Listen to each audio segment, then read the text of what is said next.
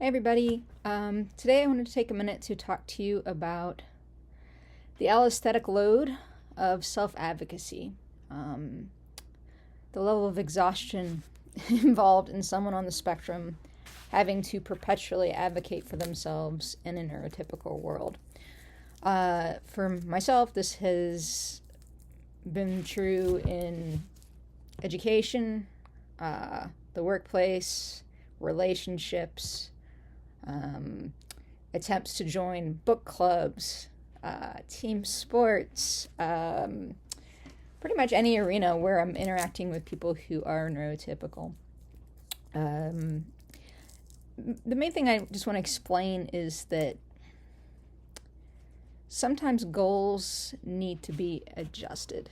For instance, I have several undergraduate degrees and was a very high achiever in high school and college, and always wanted to go on to get a master's degree.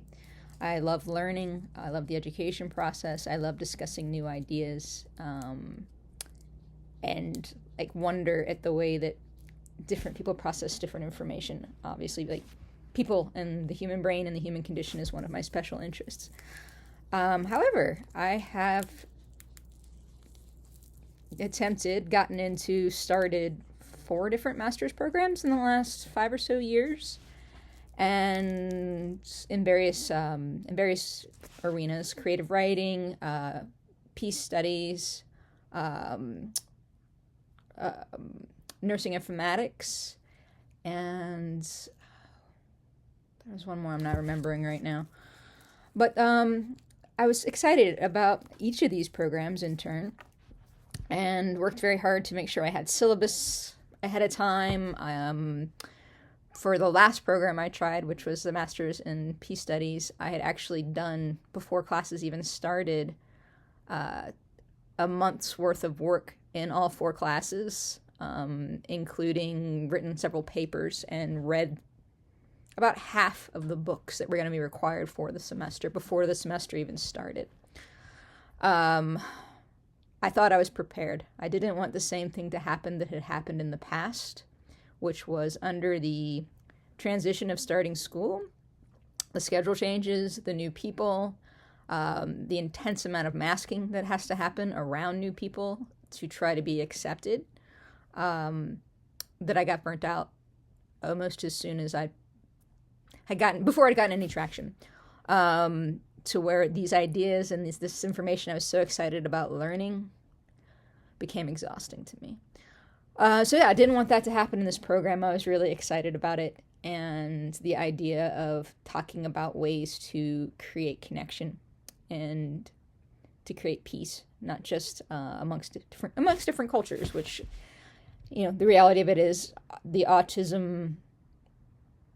living as an autistic person, it is a different culture. We are our own entity, so to speak, as much so as if someone from a foreign country moved to the U.S. not speaking the language. You learn, but it's also inorganic and exhausting. Anyone who's bilingual as an adult knows what that's like. But anyway, all of that work aside, I started the program. I was very excited. It was virtual. This was during the pandemic, so that also worked to my benefit. I have driving limitations based on sensory issues, so this seemed like a perfect idea. That was one of the things that had been limiting in the past. Getting to Duke for the partially remote nursing informatics program was part of an issue. But what I found was that to do this program, a large part of it was group work. I don't do well with group work because if I'm with 5 other people to work on one project, I need to understand 5 different people, what they're saying, what they're thinking, and their very different ways of planning due to my executive functioning differences. In this particular program, we had people from all over the world, which was incredibly cool, and I was very excited. It also meant they were in different time zones. I did not have the capacity to figure out how to schedule group virtual time working with multiple time zones. I have time blindness. I have a hard time remembering what day of the week it is, what days of the week things fall on. Schedule changes are one of the reasons schedule changes are hard. Anyway, all of this to say, I talked to the administration. They were lovely. There was nothing that they could do. The idea of, well, peace studies is about collaboration and about finding intersectionality amongst differences. So we need you to be able to collaborate with people that have differences. And I understood that. I understood that here. I didn't understand that here, though, because I do feel like neurodiverse folks have a different perspective to lend, and that to create positive peace, not just a state where we're not at war, but also where we're working to deconstruct the systems that put us in a place to have war, violence, these atrocities, we have to understand each other better.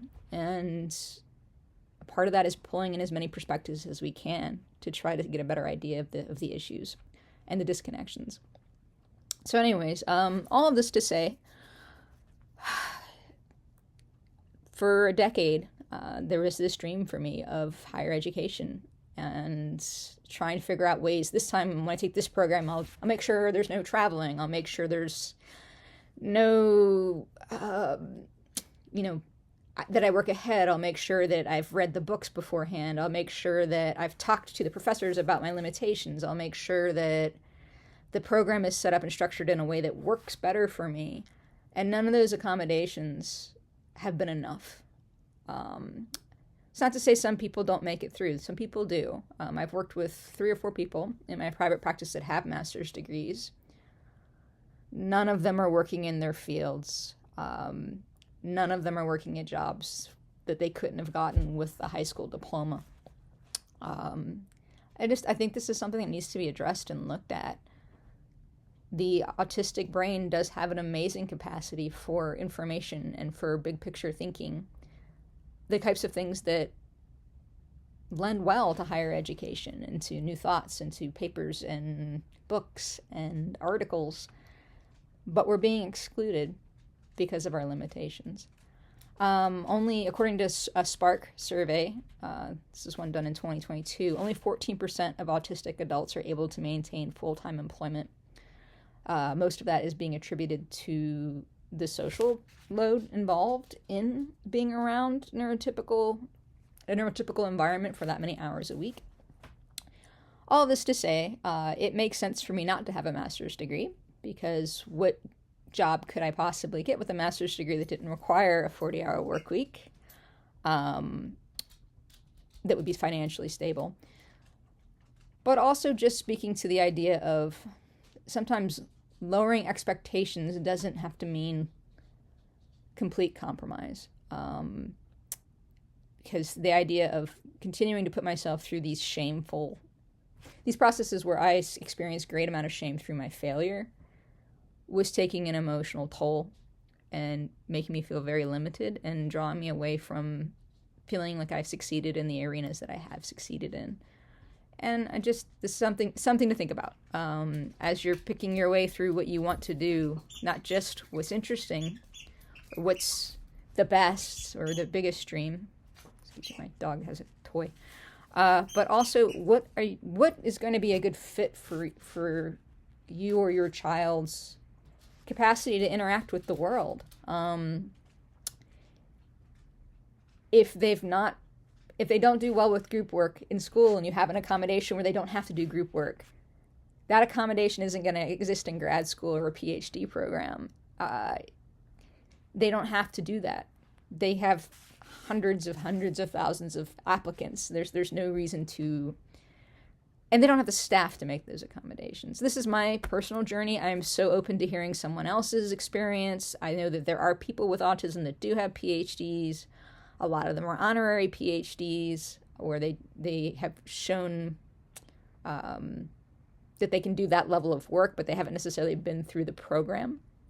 And some of them are actual PhDs where they have gone through the program. But yeah, this I feel like it's a topic that needs to be talked about. I'm sharing my story just to encourage others to share their own. And I appreciate you listening. Realistic goals that don't create mental dis-ease is the goal. that I'm trying to relay. So hope you have a good rest of your weekend. Happy October. And I hope to hear from anybody that has a story to share, a question to ask, or an idea. Take care.